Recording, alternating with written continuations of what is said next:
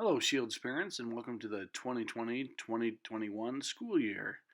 We have a lot of interesting things happening this year, and today in this video, we're going to highlight a number of the changes that we're making, as well as many of the things that we do uh, yearly and on a daily basis to help our students be the best learners they can be.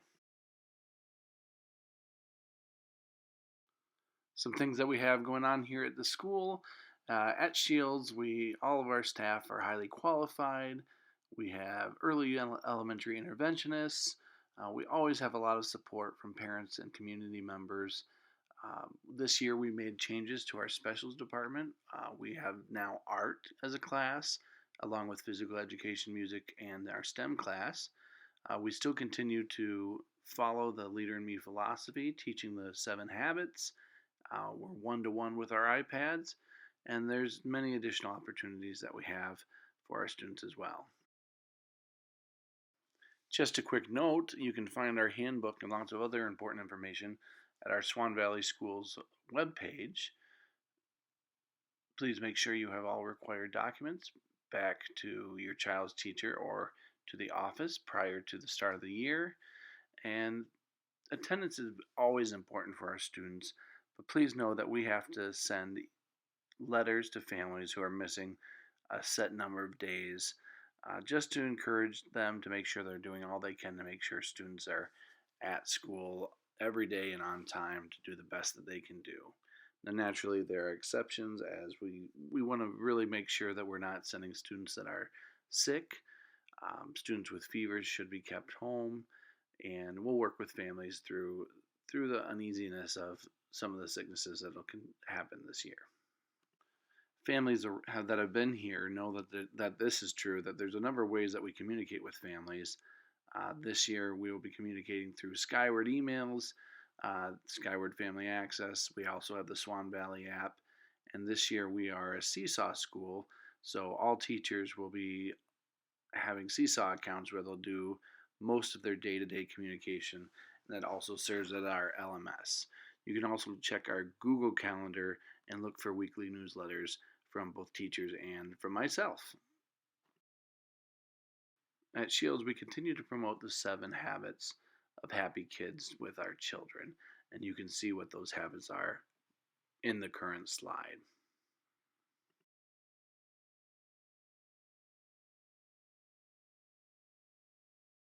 This year, we'd like to welcome a number of new teaching staff.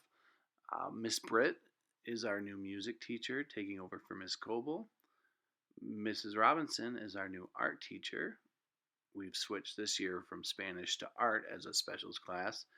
And Miss Workman has traded in her Spanish garb for being a new kindergarten at Shields. We also have a number of lunch aides that will be changing for this year.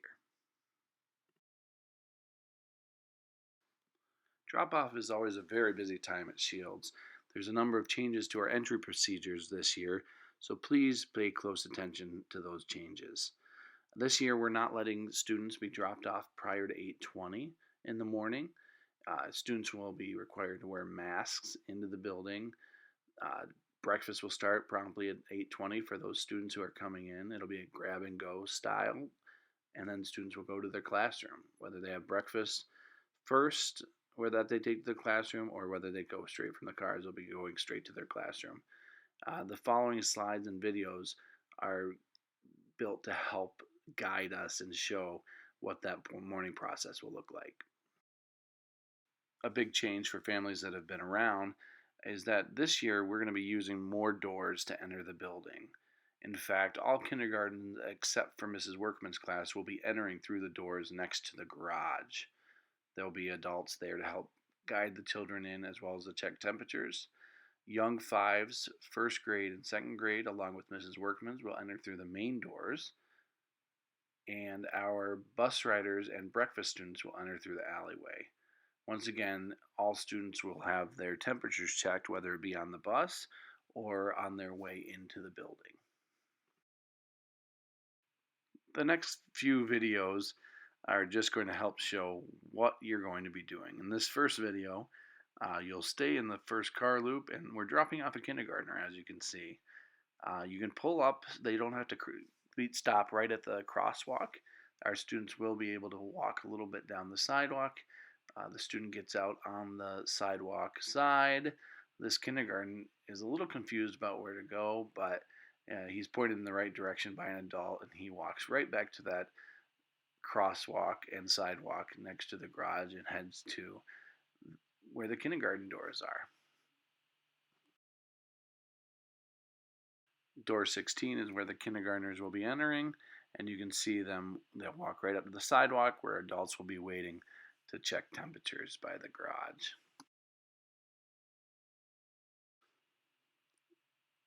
In this video, you'll see that young fives, first grade and second grade students will enter through the main doors. So the cars or trucks that pull in will pull up as far as possible. There will be aides out there to help with the flow of traffic, so please be mindful of that and please listen to their directions. They're just out there to help keep the flow going and make sure people get off to work afterwards. You'll see the students get out of the car. Now these students are from the same family, so they're not as socially distanced as they normally would be, but they head through the main doors. Now in this video you'll see that there's sometimes more than one family member per family, and they might be in different grades. So this family's pulling up and they have a kindergartner who will be getting out, and he goes right back to the garage area where he's required, and the first grader is actually walking up through the main doors. So there'll be some area for people to park and stop to let both their kids out, and like I said, there'll be adults out there to help guide and keep them up on the sidewalks. As I noted, there'll be people outside. One will have a stop sign. Just please do your best to help listen to them as they guide traffic through our loop. For this video, we couldn't drive a bus, so we're pretending that this car is the bus. The loop by the teacher's parking lot is where the bus riders will be dropped off, and they'll also be entering in the alleyway just off the bus loop. Students who are going to breakfast will also be going through the alleyway to go to the gym and get their breakfast before going straight to class. Remember, once again, when students enter the building, they'll be going straight to class, with the exception of those breakfast kids who will get their breakfast and then go to class.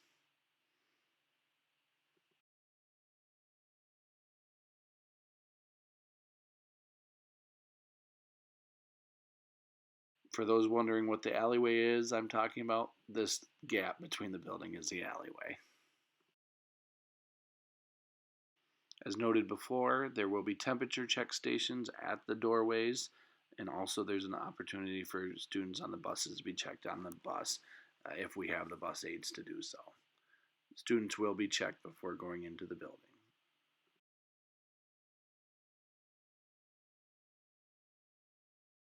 At the main doors, we have a kiosk where students can be temperature checked. There will also be an adult there manning it. Here you can see the kiosk in action. If you're not wearing a mask, it'll actually go red and ask you to wear a mask. It's a very quick check, and you can see the kids in action here. Green is good, she can go.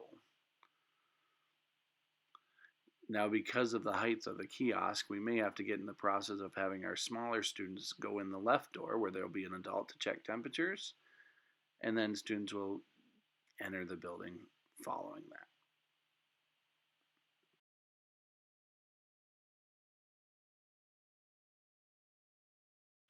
Pickup at Shields is also a very busy time, and it always improves as the year goes on.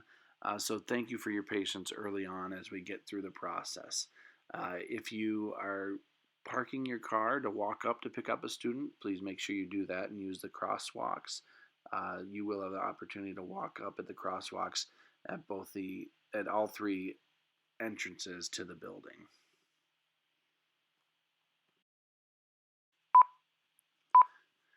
We asked this year that if you are in the car loop, that you have a piece of paper or something to identify your student that you're picking up, as well as their grade. So that will help us facilitate getting those little ones out to the cars as quickly as possible. There are certain areas that each grade level will be standing at. So please bear in mind that as we get going, this will go faster as people get used to where their student are expected to be, as well as teachers get used to seeing whose car belongs to which kid. All kindergartens aside from Mrs. Workman will be waiting outside by the garage for their class to be picked up from there. The young fives in Mrs. Workman's class will be picked up from the north side of the main doors on the sidewalk. The first grade classes will be on the south side of the main doors on the sidewalk, and second grade classes will be picked up near the alleyway doors. Bus riders will exit through the gym doors to go to the buses.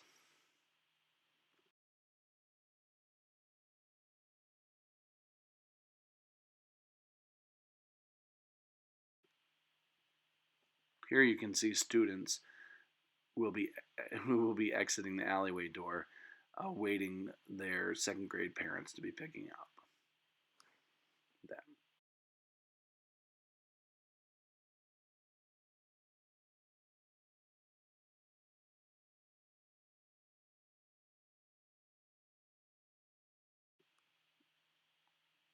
Here you see the teacher car loop, and students who go to the buses will exit through door number 4 to head to the buses. We need to keep this car loop, or this car loop where the buses go, open, because we do have a bus that stops at the building after hours. Please do not park or pull in that loop at any time. Now these students are acting as if they are first grade students who will exit the main door and will be spread out across the south side of the sidewalk from the main door. Instead of making the left like these students did out the door, young fives and kindergarten students from Miss Workman would have made a right and been waiting outside the windows of Mrs. DeLines in the music room. This is showing you the area of where you can cross the street to get to your kindergarten students. We ask that you use the crosswalk. And that pretty much sums up our pickup and drop off. If you have questions, please don't hesitate to ask, and do know that it does get easier as the year goes on. There's a number of people who weren't included in the teacher videos that I'm including here. Mrs. Boyd is our special education teacher, Mrs. Bougie is our Title I teacher and literacy coach, and Mrs. Rosebush is our behavior interventionist. I wanted to give them a second to introduce themselves as well. Hi, my name is Mrs. Boyd. I am the special education resource teacher, and I also provide Title I services for our students. I also occasionally push into classrooms and pull small groups to work with students, so it's very likely that at some point during the school year your student might work with me. I am really excited to welcome our friends back here next week, and can't wait to see you all. Hi, my name is Michelle Bougie. I'm the Title I Reading Specialist here at Shields Elementary. The Title I program is a program that helps to support students in the area of reading and math. We use our ongoing assessment data throughout the course of the school year to determine if students need some extra support in one of these areas. We support students in their classrooms, and we also pull them out for small one-on-one or small group tutoring sessions. Looking forward to another great year here at Shields. Hi, I'm Mrs. Rosebush, the Behavior Support Interventionist here at Shields Elementary School. I often get asked the question, what does a Behavior Support Interventionist do? Although there are many roles that I take on within the school setting, my primary focus is on supporting the students and helping them to cope with and manage difficult feelings or behaviors that they may be having, especially when those things start to interfere with their academic, personal, or social and emotional growth. Some ways that I do this are by going into classrooms and doing whole group instruction or lessons with a class. Also by meeting with students individually or in small group settings, and by collaborating and working together with parents and school professionals to come up with ways to best support the students' needs. If at any time throughout the school year you have concerns regarding your child, Please don't hesitate to contact myself, your child's teacher, or Mr. Jennings, and we can work together to come up with a way to best support your child. My contact information can be found on the school website. Another important aspect of my role includes providing resources for parents. If at any time you would like information regarding a specific topic related to your child or would like community counseling resources, please don't hesitate to reach out and let me know. Thank you for your time, and I look forward to a great school year. Hi everyone. Many of you already know me, but for those who don't, I'm Mr. Jennings, the principal. I look forward to working and connecting with all your students this year. There have been a lot of challenges in the last few months, and undoubtedly we'll be facing some more as we go along, but I hope that we can all work together effectively and give grace when necessary to each other. Distance learners, I know that you're all very anxious about this process, but I assure you teachers are working hard to make sure this is a successful venture for everyone. We're asking a lot of everyone in this plan, but we know we can be successful. Early on in the year, while procedures are being learned by both distance and class learners, those at home may feel like there's not a lot of rigor, but fear not. That is normal for school, as once those protocols and procedures are learned, things will get more and more engaged.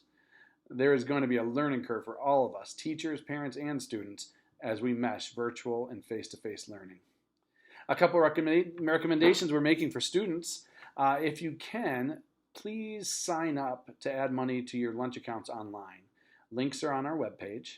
If that isn't a possibility, and you do have to physically send in money, just know that it may sit a couple days before it goes into your account, and that you may receive some notes as we figure out processes for picking up money and getting it into the account safely.